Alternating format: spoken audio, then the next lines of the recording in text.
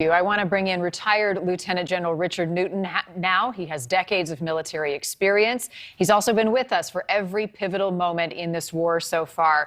General, good to see you. Haven't seen you in a while. Always love to have your insight. So I want to talk to you about two types of weapons to start off with. And first, it's these lethal darts that Kelly mentioned. What more can you share about these types of weapons and how they're going to be used, or how they are being used? You bet, Marnie, and it's always good to be with you. The fact that Russia, Putin, and his combatant commanders are using these darts, as Kelly really underscored, and we saw pictures of. Again, it raises another level of atrocities that Putin is willing to use against not military targets but civilian targets. Imagine tomorrow morning you wake up and you want to go to work, and you've got the threat of these darts coming from an artillery shell fired overhead.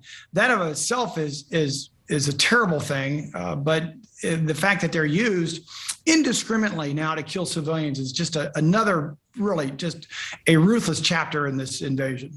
And the other thing I want to talk about, and as I read an article this morning on the cluster munitions that Ukrainian forces are using to push back the Russian forces, you want to sympathize that they're doing everything they can. With that said, these types of weapons, these cluster munitions, have been internationally banned. Many people say they should not be being used. If that is happening, how does that raise the risk for civilian casualties from the Ukrainian side at this point in the conflict?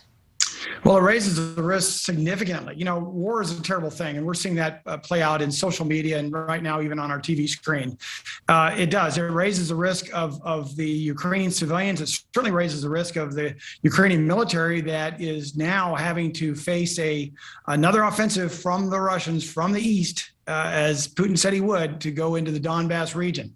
So it's significant on all fronts of the Ukrainian people, not only civilians, but also the Ukrainian military and so forth. And so again, Putin is raising the stakes as he did the night of February 24th all the way here to April 19th.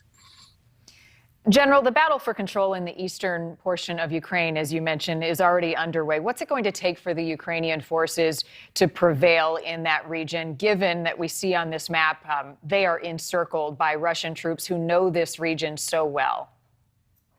They do. The Ukrainians still have in their favor. This is on their home territory, number one. Secondly, the weather over the next 7 to 10 days, it's springtime there, obviously around the world, but there in Ukraine, it's still rather cloudy. The ground is very, very wet, so it's going to be difficult for the Russians to really get off main roads and get into open warfare. But nonetheless, that will clear up eventually. It will also have the Ukrainians are bogged down potentially from moving their forces in and out of the region while the Russians have this momentum. The challenge the Russians are going to have, however, is the same thing you and I have been talking about for weeks, is that logistics supply chain and being able to resupply their forces in the field once and should their military get bogged down. So the key we need to watch out for, Marnie, over the next 96 hours is what kind of momentum can the Russians attain as they move east and then south towards Mariupol and down to the Black Sea, because they're really focused now. The Russians are really focused on creating that land bridge from the Donbas region all the way down to Crimea. Two other points that I want to get you on before I let you go. First, President Zelensky has taken another step towards Ukraine obtaining membership to the European Union. Do you foresee a scenario where Ukraine becomes part of the EU while this conflict is still ongoing?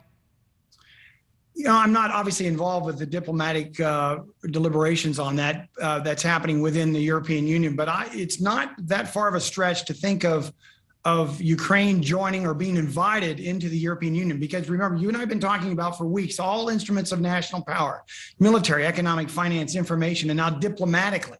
That would be something significant that the European Union, which is largely made up of NATO allies, I think it'd be significant, and I would look to see that happening leading up to the next couple of weeks or so. We'll see, but that's a great point you raise, and would be significant support to Zelensky, and certainly that he's now in significant harm's way with Russia pushing from the east offensively.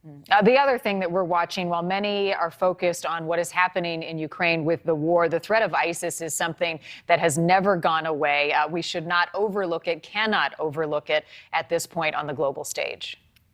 We can't. We are still in a global war on terror. The world is still a very dangerous place. The fact that in this case, Russia, the East, and if you think of the West of the United States and NATO and so forth, are bogged down in a conflict with Ukraine in the middle gives them an opening because they want to still establish that ISIS caliphate, that combined Muslim land, mass that or body that will then extend their radicalism to force the hand of the West, who they still hate. The fact that they are still in a war, we need to make sure that we know that we're still in a war against this war on terrorism. We can't let our guard down because we, appear to be all focused on Ukraine, but it's something that we've got to pay very close attention to over the next 6-8 weeks and perhaps months and years. General Richard Newton, always good to see you. Appreciate your insight. Thank you. Thanks for watching. Click the red subscribe button below so you can get more of NewsNation's fact-driven, unbiased coverage.